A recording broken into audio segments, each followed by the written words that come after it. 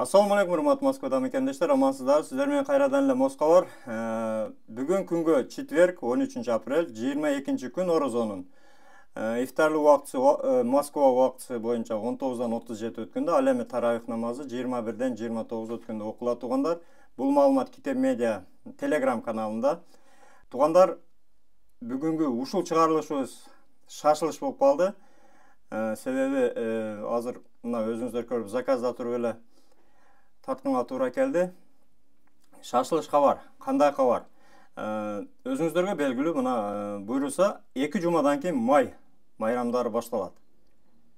Бүгүн ошол 2 жумалык толугу менен 2 жумалык калды. Эртең пятница майга 2 жума калат. 15 күн калат. Ошондуктан тугандар, документтери мына апрелде бүтө тургандар. Сиздерден сураныч, колдон келсе бүгүн эртең ошону тапшырышыңыздар керек. Себеби өткөндө мен сиздерге айтканмын, МТШдеги продление боюнча продление 9 айлык продление 15 күндө болот. Ал эми майга уже өзүңүздөр көрүп 15 күн эле калды. Бүгүн 13 болсо, дагы 15 күндөн кийин эми иш күнүгө 2 жума калыптыр да. 2 жумадан кийин уже майский праздники 1 май, 2 май, 5 май, андан кийин 9 май болуп майрамдарын өтүп кетет экен. Өзүңүздөр билесиздер, ал күндөрдө дагы жумуш күндөрү азыраак болуп калат, дем алыш күндөр болот. Майдын башыдан майрамдар башталат. Ошондуктан тугандар, колдон келсе регистрациянын продлениясын колдон келсе бүгүн эртең тапшырып аракет кылып, ошол апрелдин аягында бүтө тургандар, 20-сы, 25-и бүтө тургандар аракет кылыңыздар. Кеч калбаңыздар. Майский праздник өтүп, анан майдын ары чозулуп кетиши мүмкүн да. Ошондуктан тугандар, сизден сураныч, эгерде тапшыра турган болсоңуздар, ошол бүгүн эртең аракет кылыңыздар. Ошондой шашылыш кабар. Анан дагы бир кабар, кече дагы кабарлаганбыз. 1 май күнү мавлид болот тугандар. Барыңыздар, өтүңүздөр.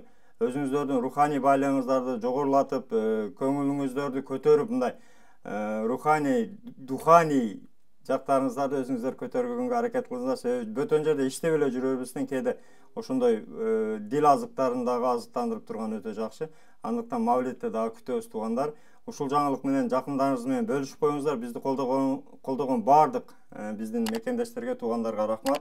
Чек ара маселеси боюнча Абдыразак Таксырга кайрыла бересиздер. Аман болуңуздар тугандар.